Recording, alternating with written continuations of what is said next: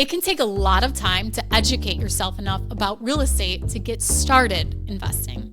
It can also take a ton of effort to work a job and save enough money to invest. But you can do both at the same time.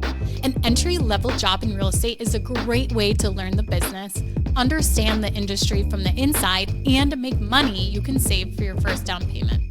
This is actually how I started my own investing career.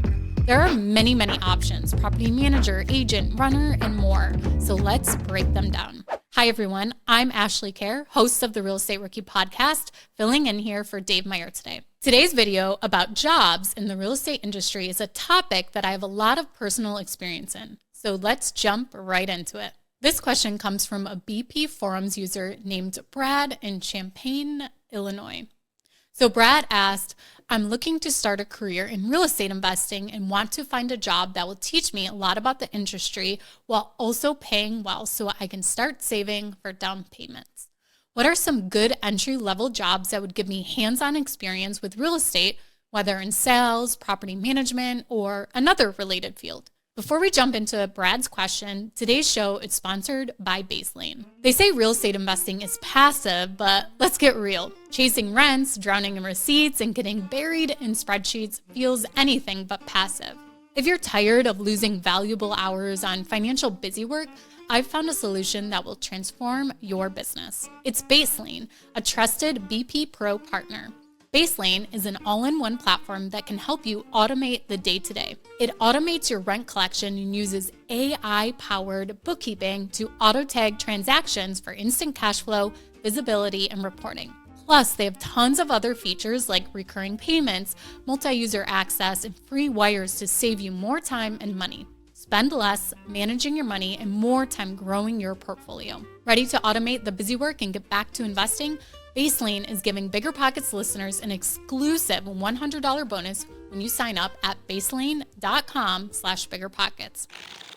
Let's get back to Brad's question about an early career in real estate. This actually happened to me by chance. I was not looking to work in real estate.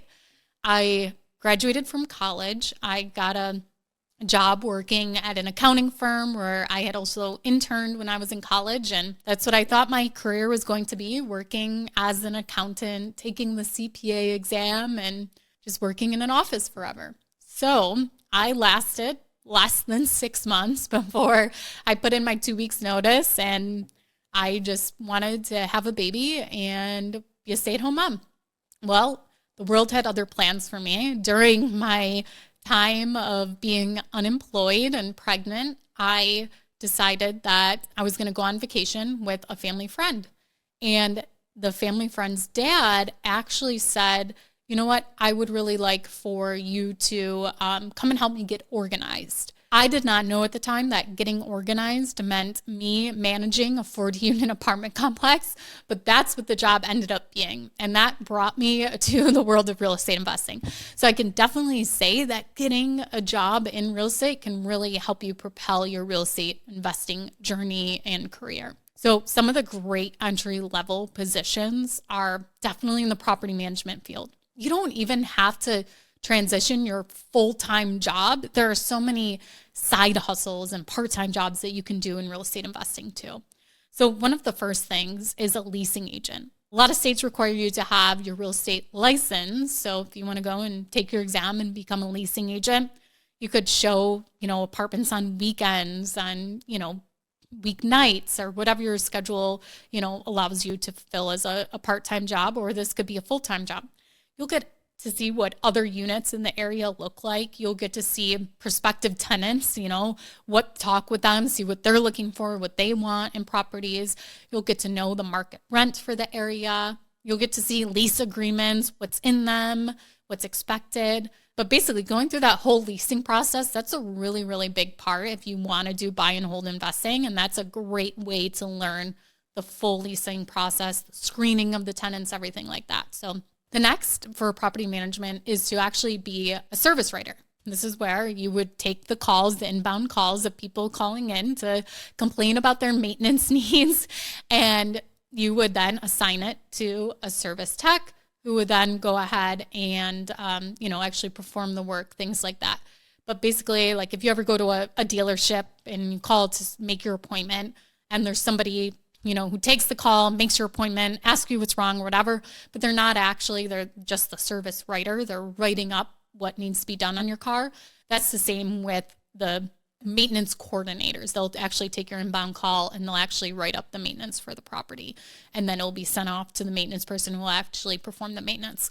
So that's another way to get yourself into a property management office, to understand the whole process, is to, work one of those jobs. And that could even be a part-time job also too. The next thing, and Tony and I just talked about this on the Real Estate Rookie podcast, is a runner. Every real estate investor who does rehabs would love to have a runner.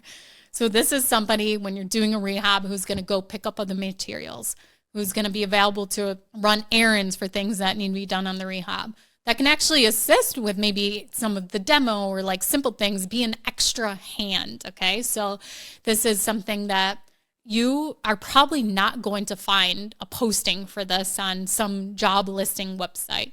You will have to go and you'll have to pitch yourself to other investors saying, this is what I'm willing to do for you. And you show them something that they're missing, that they need, what it will cost them, what actual job duties you'll do. Those are just like 3 examples, but there's so many other ways. You could actually be a real estate agent. I only recommend becoming an agent if you're actually going to sell properties. I would definitely try to get connected with working with real estate investors instead of just people looking for their primary home, because those are 2 very, very different buyers. They're looking for very, very different things.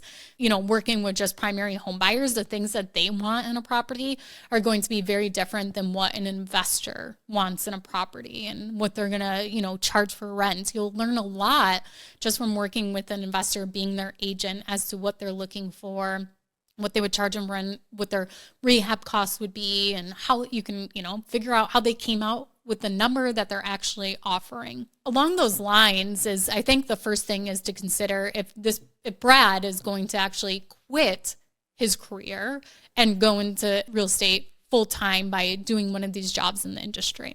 I do not recommend quitting your W-2 and going into a job that is you're going to be an entrepreneur per se, such as a real estate agent, where you're having to do a lot of, your own work, where it's not you're working for another company and getting paid. So you're working just off of commissions, but you're doing your own marketing, you're doing things. And I'm sure this, differs compared to what broker you work for. But I will say that I don't want you to go and start a side hustle or start a business in real estate that is going to end up costing you more money than it would to actually turn a profit in the first year. A lot of businesses don't turn a profit in the first year because there's so many startup costs.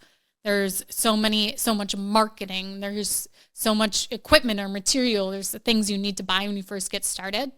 So if your goal is to actually work into real estate to learn from it, and your goal is to actually build capital to invest in real estate, you don't want to get yourself into a position where, maybe lucrative down the road, but if your goal is to actually invest in real estate, don't start a side hustle or a business that is going to end up costing you more money. So for example, your real estate license, you have to pay to take the test. You have to pay for continuing education. You have to pay to keep your license. There's many costs associated with getting your real estate license. So that would be something that maybe it won't be worth it unless you really do have the time to grind and hustle as a new real estate investor. Or there are many different businesses you can start that, have a lot of integration with real estate, lawn care companies, snow removal companies, things like that, where you can go out and work for investors and do all this stuff. But if you're going to start your own business, it's going to cost you more to buy a truck, buy a snow plow, have all the salt on hand, things like that. Will you actually make enough money in the first year to actually build that capital? So make sure that if you do decide to do any of these side hustles that have this integration with real estate, that you know exactly what your startup costs are going to be. You're talking to other people in this industry, and that you'll actually be able to turn a profit from it to put that capital back into real estate. Okay, if you guys have a side hustle idea or a career job that is low entry that you think would be a great idea for an investor to get started, please leave them in the comments and maybe somebody will actually make that transition into that career choice, which will lead them on the real estate investing journey. Thanks so much for joining me. I'm Ashley Kehr. You can find me over on the Real Estate Rookie YouTube channel. Dave Meyer will be back soon to create more videos for the BiggerPockets YouTube channel.